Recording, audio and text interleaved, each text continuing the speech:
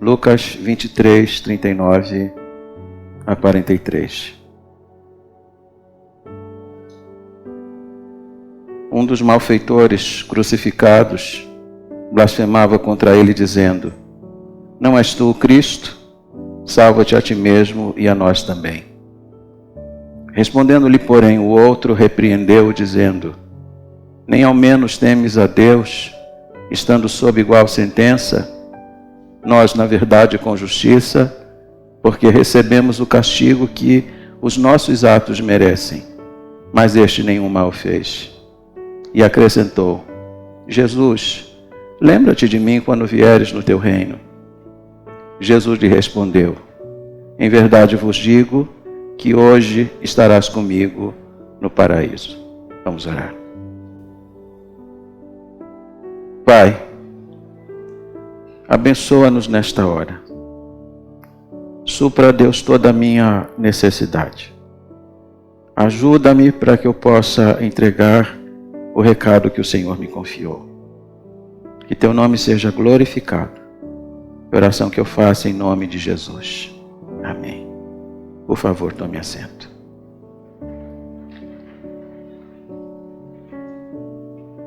Algumas pessoas são salvas na sua infância.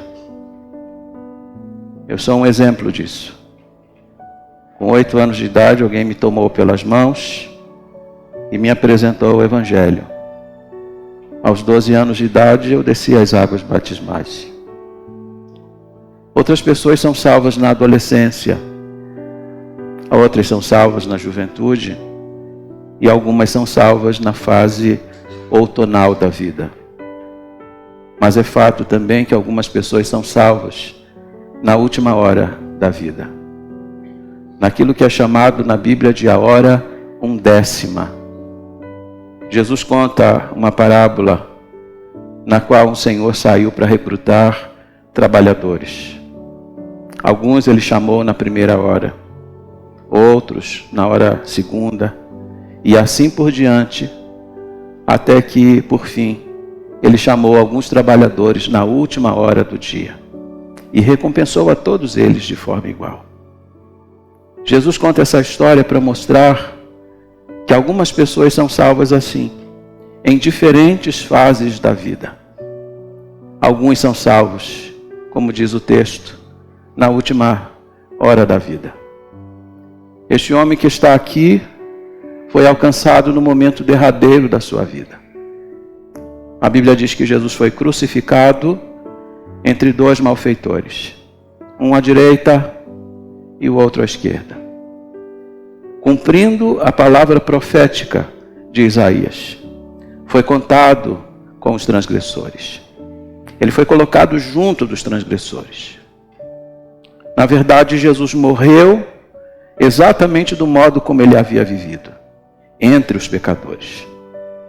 E aqui a graça de Deus e a providência de Deus vai colocar 2 homens que estão na última hora da vida, próximos de Jesus Cristo. Algumas pessoas podem ser alcançadas na última hora da vida.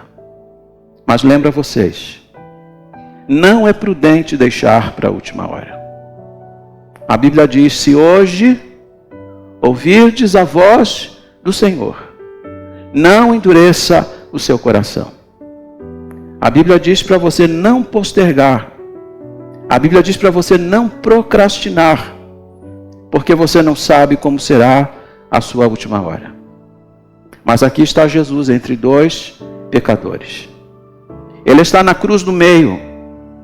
E quando ele é colocado na cruz do meio é porque ele é considerado o principal dos criminosos. Quando colocaram Jesus no meio foi para colocá-lo numa posição de desprezo. Para dizer para a sociedade que está o pior de todos. Mas na verdade, quando ele foi colocado na cruz do meio, é porque a cruz do meio ela divide a história dos homens. Diz a Bíblia, e Mateus vai dizer isso no seu Evangelho, que enquanto Jesus está entre os 2 criminosos, esses 2 homens estão blasfemando contra Jesus. Estão tomando parte nos impropérios que a multidão sacava contra o Senhor. Até que um deles teve a sua atitude modificada. Aquele que blasfemava parou de blasfemar. Aquele que blasfemava agora defende. Aquele que blasfemava agora testemunha. Diz o doutor Warren Wiersbe que aquele homem se tornou um grande evangelista, porque pregado na cruz anunciou a justiça de Jesus. Quero chamar sua atenção para aquele criminoso que é chamado de impenitente, porque morreu exatamente como havia vivido, longe de Deus. O que dizemos a respeito dele? Primeiro, ele usava a sua boca para blasfemar de Jesus Cristo. Ele usou os seus lábios para falar coisas contra o Senhor Jesus Cristo. Usou a sua boca para pronunciar contra ele aquilo que a multidão estava dizendo acerca do Senhor. Deus lhe deu os lábios. Deus lhe deu uma boca. E Deus lhe deu lábios e uma boca para glorificar o Senhor. Mas a boca daquele homem foi usada, inclusive na hora derradeira, para falar coisas horríveis para Jesus. Ele perdeu uma oportunidade sem par de usar os seus lábios para glorificar aquele que é a razão da vida. Segundo, ele ousou duvidar da divindade de Jesus. Observe que, mesmo pregado na cruz, ele ousa duvidar na sua incredulidade, dizendo: se tu és o Cristo, salva-te a ti mesmo e a nós. Se tu és, o que não faltavam eram provas cabais de que Jesus era o próprio Deus. Ele abriu os olhos dos cegos, purificou os leprosos, ressuscitou mortos. Tudo isso evidenciava de que ele é verdadeiramente Deus. Mas esse homem diz: se tu és. E para ele, a prova de que Jesus era Deus era se Jesus descesse da cruz. Mas ele não sabia o que falava. Se Jesus tivesse descido da cruz, todos nós aqui desceríamos para onde? Para o inferno. Jesus não desceu da cruz. E ele não desceu não é porque ele não pudesse descer. Ele é Deus. Se ele quisesse, ele teria evitado a cruz. Ele não desceu exatamente porque, se descesse, nós não teríamos chance alguma de sermos salvos. Jesus prova a sua divindade, não por não ter descido. Ele disse para Pilatos, se ele quisesse, ele pediria a seu pai. E seu pai enviaria o quê? Milícias, muitos anjos. Ele não desceu da cruz porque ele nos ama. A morte de Jesus é uma morte substitutiva. Você sabe o que significa a palavra vicário? Vicário significa substituto. Cristo não morreu na cruz por seus pecados. Ele morreu pelos nossos pecados. Se ele tivesse descido, todos nós estaríamos completamente perdidos, sem esperança alguma de vida eterna. A terceira coisa que ele faz, e é o terceiro erro que ele comete, é que ele clamou por salvação em termos imediatos. Note que ele fez uma oração: se tu és o Cristo, salva-te a ti mesmo e a nós. Mas de que salvação que ele está falando? Para ele, ficar salvo, ou ser salvo, significava ficar livre da cruz, ser poupado dos sofrimentos da cruz. Ele não conseguia enxergar seu verdadeiro problema. Sabe qual é o seu principal problema? Seu principal problema não é econômico. Seu principal problema não é psicológico. Seu principal problema não é nem mesmo familiar. Seu principal problema é o pecado. Mas aquele homem, quando pensa em salvação, ele pensa em ser poupado dos sofrimentos de aqui mesmo. ele está enganado a respeito de Jesus. E porque está enganado sobre ele, lança sobre ele os seus apupos juntamente com a multidão. Mas diz a Bíblia que há um outro criminoso que está pregado na cruz da direita. Muitos chamam ele de bom ladrão, mas você sabe que ladrão nunca é bom. Ele é chamado de bom ladrão porque na hora derradeira ele aproveitou a oportunidade que a graça de Deus lhe oportunizou. O que a Bíblia mostra sobre ele? Em primeiro lugar, a Bíblia diz que ele assumiu a defesa de Jesus. Note que até um determinado momento ele também blasfemou. Note que até um determinado momento ele desprezou o Senhor com as suas palavras. Mas houve um momento em que ele parou. E ele começa a defender o Senhor. Você pergunta assim, o que aconteceu com ele? Eu lhe digo, os olhos dele foram abertos. As escamas foram arrancadas. Jesus foi revelado para ele pelo Pai. E nós acreditamos que o milagre aconteceu exatamente quando Jesus, pregado na cruz, em vez de devolver a afronta, orou pela multidão dizendo: Pai, perdoa-lhes, eles não sabem o que fazem. A atitude de Jesus encantou aquele homem.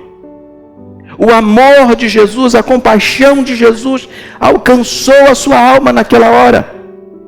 Somente Deus poderia ser capaz de, sofrendo a angústia e o sofrimento injusto na cruz, em vez de devolver a afronta, orar pelos seus algozes. Ele mudou a atitude. De alguém que blasfemava, passou a defender. E aí você diz assim, a palavra de um criminoso tem algum valor? Eu lhe digo, a palavra de um criminoso arrependido tem.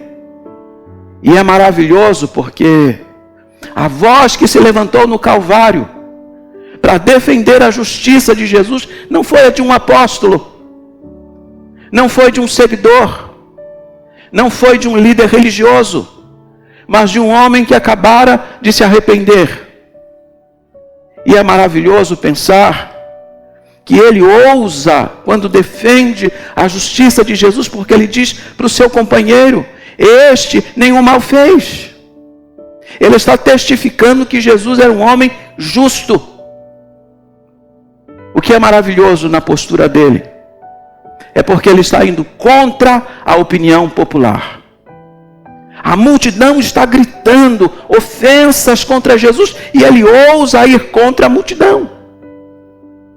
Você sabe que é muito mais fácil a gente ir na onda do povo, dizer aquilo que as pessoas gostam de ouvir, concordar com aquilo que elas pensam. Hoje nós podemos sofrer processo daqui a acolá simplesmente por discordarmos do pensamento de alguém. Ele está indo contra a multidão. Aliás, ele está indo contra, inclusive, seu amigo de crime, porque ele está repreendendo um amigo para defender a Jesus Cristo. Muitas pessoas que já chegaram aqui deixaram Jesus de lado por causa de amigos, para não contrariar a opinião popular. Mas esse homem vai defender Jesus, vai usar seus lábios para isso, indo contra o povo, indo contra um amigo, indo contra as lideranças religiosas de Israel, que diziam que Jesus era um impostor. Os soldados diziam que ele era um tumultuador, mas esse homem ficou firme na sua fé. E ele defendeu o Senhor Jesus Cristo. Segunda coisa que ele vai fazer, ele vai mostrar o quê? Verdadeiro temor. Isso é impressionante para mim. Hoje nós vivemos uma geração na igreja de gente que, porque diz que tem intimidade com Deus, usa um palavreado, um tipo de atitude, porque diz: não, eu sou muito íntimo de Deus, mas eu não vejo temor nenhum. Todas as pessoas na Bíblia que um dia perceberam a presença do Senhor, se sentiram próximos dele, manifestaram temor. Você lembra do profeta Isaías quando foi ao templo orar? E Deus se apresentou para ele? O que foi que ele disse? Ai de mim! Ele que foi levantado como profeta para pronunciar ais contra a casa de Judá, o primeiro ai que ele pronunciou foi contra si mesmo. Ele temeu porque Deus estava muito próximo dele. Todos os personagens da Bíblia que ficaram próximos, ficaram aterrorizados. João, na ilha de Pátimos, quando Jesus se apresentou a ele glorificado, diz a Bíblia que ele caiu aos seus pés como morto. Ele ficou apavorado diante do Senhor Jesus glorificado. Mas há muita gente que não tem temor. E esse homem aqui, quando seus olhos se abriram e reconheceram quem Jesus era, ele foi tomado de temor. Ele disse para o seu companheiro: você não temes a Deus? Note que ele compara Jesus ao próprio Deus. E porque ele sente que está próximo de Deus, ele tem temor. Mas veja que coisa interessante. Jesus está ferido, pregado na cruz. Ele está ensanguentado. Seu corpo está desnudado.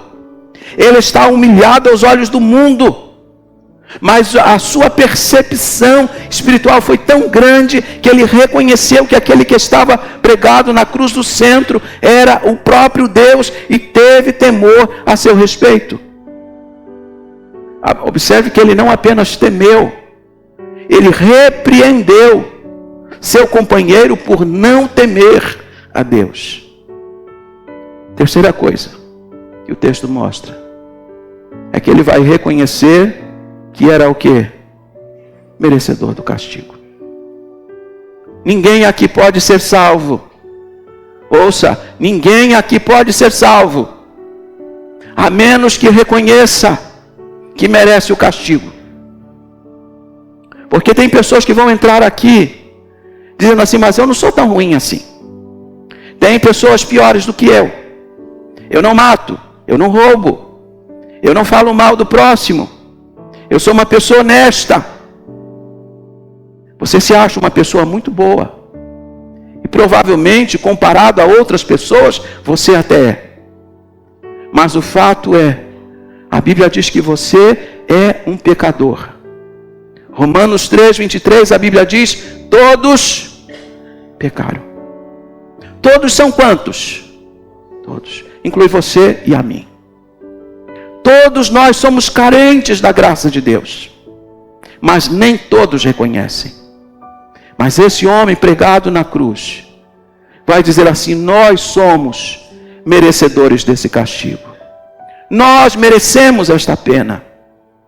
Ele está sendo confrontado com a sua vida de erro, de engano, de pecado. Ele está reconhecendo a maldade do seu coração. Pode ser que você não seja tão ruim quanto ele. Porque pode ser que em grau nós sejamos melhores do que ele. Mas eu quero que você entenda uma coisa. O coração que batia no peito daquele homem, bate no seu também. Você é capaz de cometer as mesmas coisas que ele cometeu. Porque você é um ser caído. E você carece da graça de Deus. E se você não reconhecer isso, eu posso lhe garantir, nunca você será salvo. Enquanto você insistir na sua justiça pessoal, enquanto você insistir em dizer: mas eu tenho uma boa religião, eu sou um praticante dela, você nunca será salvo. Só é salvo aquele que reconhece o seu pecado. A Bíblia diz que aquele que crer, a Bíblia diz que aquele que confessar, aquele que se arrepender, esse será salvo.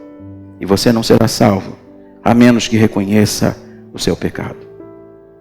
Quarta coisa importante que o texto vai mostrar é que ele vai se dirigir a quem? A Jesus. Se alguém aqui quiser ser salvo, a quem tem que procurar? Somente a Jesus Cristo. O axioma de fé da Igreja Batista é esse: só Jesus Cristo salva. Você não será salvo por suas obras. Você não será salvo pela sua boa religião. Você não será salvo porque é uma pessoa agradável às outras. Você só será salvo se você crê em Jesus Cristo. E esse homem, na hora que ele estava morrendo, ele olhou para Jesus. E ele foi claro, ele não errou o endereço da bênção. Ele disse: Jesus, que nome que ele clamou, o único que pode salvar você. Jesus, lembra-te de mim quando entrares no teu reino. Você só pode ser salvo se você buscar direta e exclusivamente a pessoa de Jesus Cristo, porque não há outro Salvador. Fora de Jesus é completa e total perdição. E quinto, ele creu na eternidade. Tem gente que diz assim: morreu, acabou. Acabou mesmo? Será que acabou mesmo? Porque ele disse assim: Senhor, lembra-te de mim quando entrares no teu reino. Ele sabe que tem um reino. E ele sabe que Jesus é Senhor e Rei nesse reino. Ele está crendo que depois da morte existe uma outra vida. E ele está pedindo a Jesus que se lembre dele quando ele chegar no seu paraíso. A Bíblia diz em Hebreus 9:27: destinado está o homem morrer uma vez, vindo a seguir o quê? O juízo. Não morreu e acabou não, senhores. Quando você cessa sua vida aqui, começa uma outra vida ali. Com Deus ou sem Deus. Mas veja que coisa linda. Esse homem que crê na eternidade, que crê que Jesus tem um reino e é rei nesse reino, manifesta para Jesus algumas coisas importantes. A primeira, a sua profunda humildade. Ele não diz assim como disseram os filhos de Zebedeu: oh, me dá um lugar à direita ou um lugar à esquerda. Ele não está pedindo uma posição de honra no céu. Ele está pedindo apenas que Jesus se lembre dele. Se Jesus dissesse assim: olha, eu vou lembrar de você, ele já ficaria feliz. Mas Jesus foi muito além daquilo que ele pediu. Em vez de dizer assim para ele: eu vou me lembrar de você, o que Jesus disse para ele? Hoje mesmo estarás comigo no paraíso. Existe uma vida após esta. Existe uma eternidade. E eu quero lhe perguntar: você está pronto para a eternidade? Se você se encontrar com a morte, você está pronto? Você está pronto para a principal viagem da sua vida? Porque a sua principal viagem não será para a Europa. A sua principal viagem será para a eternidade. E você precisa se preparar para ela agora. Jesus vai dizer para ele: hoje mesmo. E agora veja que coisa interessante. Existem duas palavras no grego para ladrão: kleptes e legstes. Kleptes, de onde vem a palavra cleptomaníaco, o batedor de carteira, aquele que furta assim, sem causar muito alarde, subtrai os bens dos outros. Você deixa o celular, vai procurar, o celular já foi. Isso é o kleptes.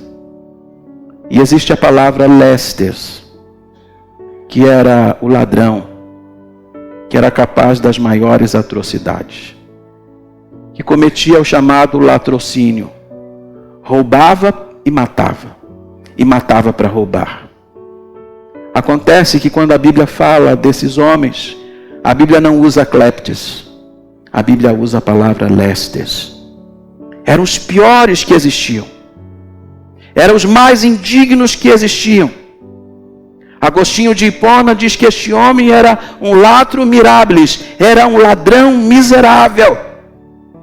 Mas ele se voltou para Jesus. E ele clamou a Jesus. Na última hora da sua vida.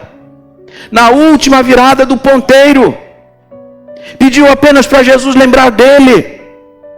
Mas Jesus lhe fez uma promessa. Que pode ser dada a qualquer homem e mulher aqui neste lugar. Este homem está aqui na Bíblia. Para provar a você e a mim. Que não há um pecador que não possa ser salvo e alcançado pelo braço da misericórdia de Deus. Quando a gente olha para a promessa de Jesus, 5 coisas a gente deve perceber. A primeira, que a salvação que Jesus oferece é o quê? Segura. Hoje mesmo. Hoje mesmo. Algumas versões que são fraudulentas dizem assim: hoje, vírgula, estarás comigo no paraíso. Eu disse hoje, quando será, ninguém sabe. Não existe vírgula. Hoje mesmo. Você fecha seus olhos aqui.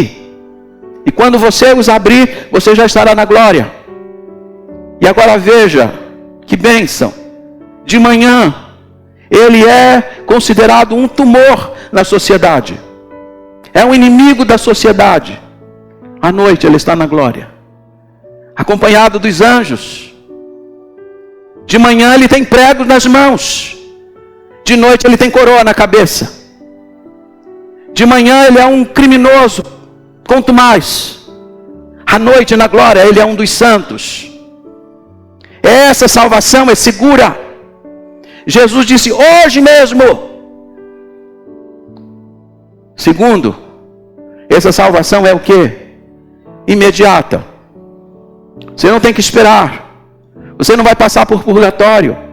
Você não vai ficar reencarnando. Você morre aqui, salvo por Jesus Cristo, e encontra-se imediatamente com Ele no paraíso, na glória celestial. Que coisa incrível. Terceiro, essa salvação é o quê? Gratuita. Quanto que ele pagou? Aliás, foi o tema do hino cantado aqui pelo coral. Será que ele podia pagar?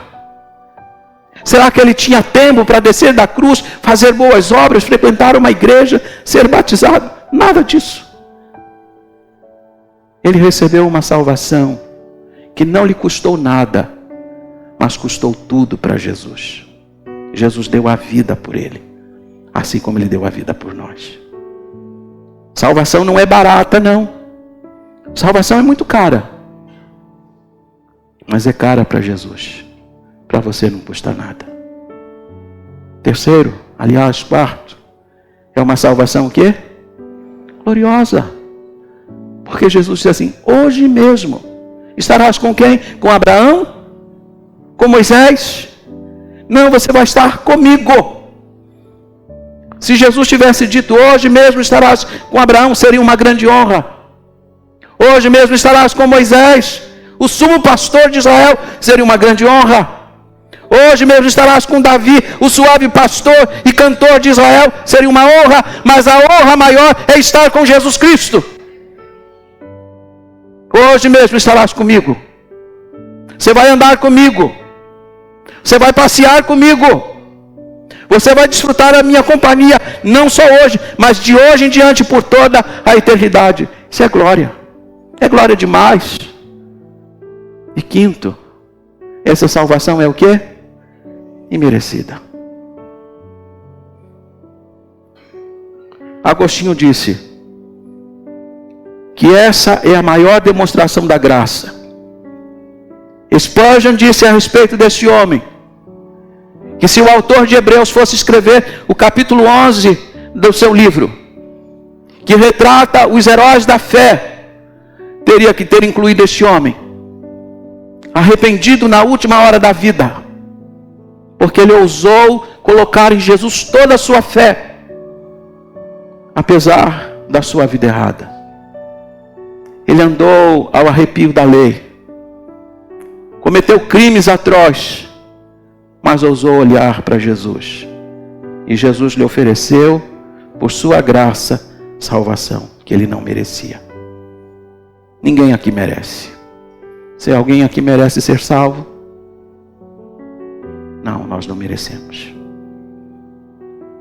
Quando alguém vem ao culto de oração e a gente vai orar, alguém diz assim: pastor, se o Senhor achar que eu mereço, fala assim, vamos parar por aqui. Porque se a gente for trabalhar com merecimento, você merece o castigo eterno. Mas graça é isso. É quando o Senhor dá a você aquilo que você não merece. E ele recebeu uma salvação pela graça. Vou terminar. 4 coisas que eu preciso lembrar a vocês. Primeira, ele se arrependeu. Quando alguém vem a Jesus Cristo, tem que se arrepender dos seus pecados. Você tem pecados para confessar. Você tem pecados para abandonar. Você tem uma vida para deixar.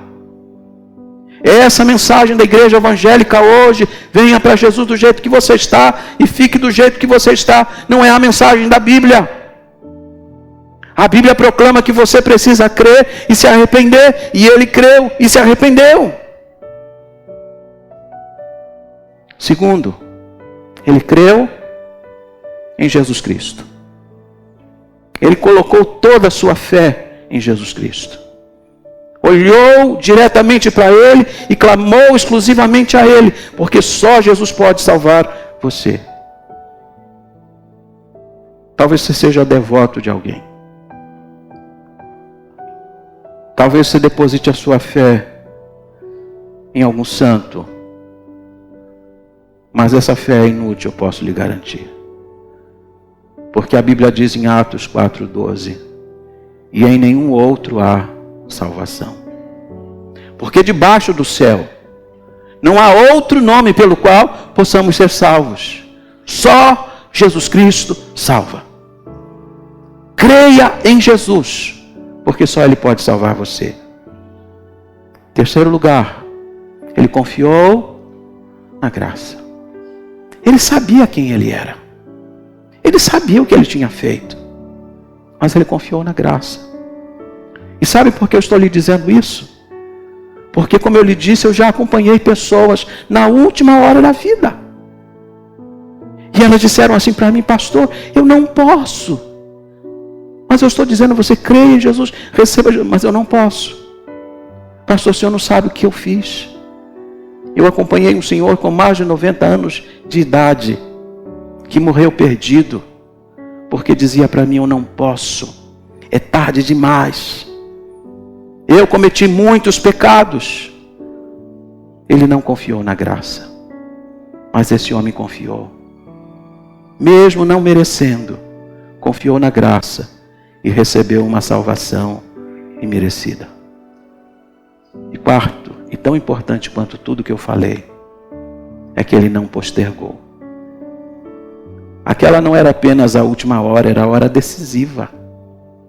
Se ele perdesse aquela oportunidade, não teria outra. Salvação é um assunto urgente, urgentíssimo. Você não diz: semana que vem eu volto aqui, amanhã eu penso sobre esse assunto. Salvação é para agora. Se hoje ouvirdes a voz do Senhor, não endureça o vosso coração. Você não pode sair daqui deixando esse assunto para depois. Sabe por quê? Você pode garantir que amanhã você estará vivo? Você pode garantir que ao sair desse templo você estará vivo? Então não brinque com a eternidade. Não brinque com esse assunto, porque esse assunto é sério. Ele recebeu Jesus ali mesmo. Morreu ali na cruz. Mas quando seus olhos se abriram novamente, ele estava na glória. E essa é a segurança que você tem que ter. Você sabe quando você vai morrer? Você sabe quanto tempo você tem de vida? Você não sabe. Mas que bom é viver com a certeza de que quando essa hora chegar, quando os nossos olhos se fecharem aqui, vão se abrir na glória celestial. Por favor, curvem as vossas frontes. Vamos orar.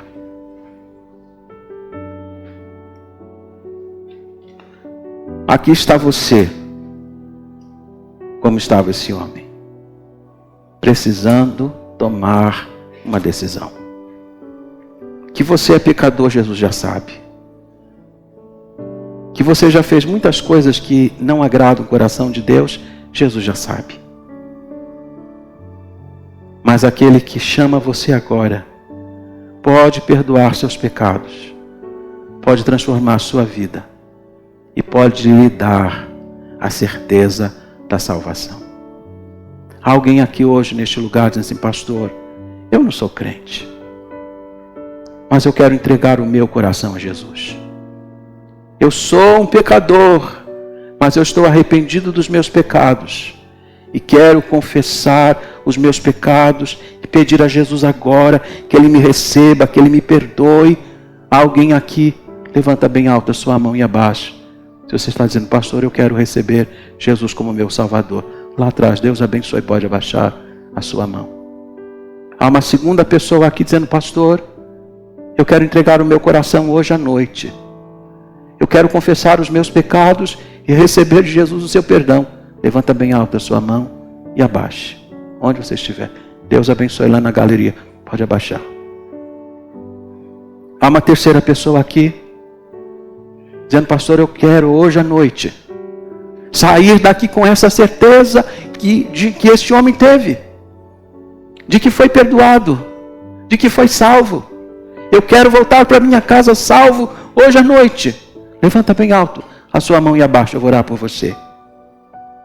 Deus abençoe, pode abaixar a sua mão. Há uma quarta pessoa aqui hoje à noite, abrindo o seu coração, confessando Jesus como seu Salvador. Levanta bem alta a sua mão e abaixa. Onde você está? Eu vou orar por você. Deixa eu mudar por um instante meu apelo. Alguém aqui afastado de uma igreja, longe dos caminhos do Senhor. Um dia serviu na igreja, mas se desviou. E agora quer voltar. Se há alguém nessa condição, por favor, levanta a sua mão e eu vou orar por você. Deus abençoe, pode abaixar. Há mais alguém?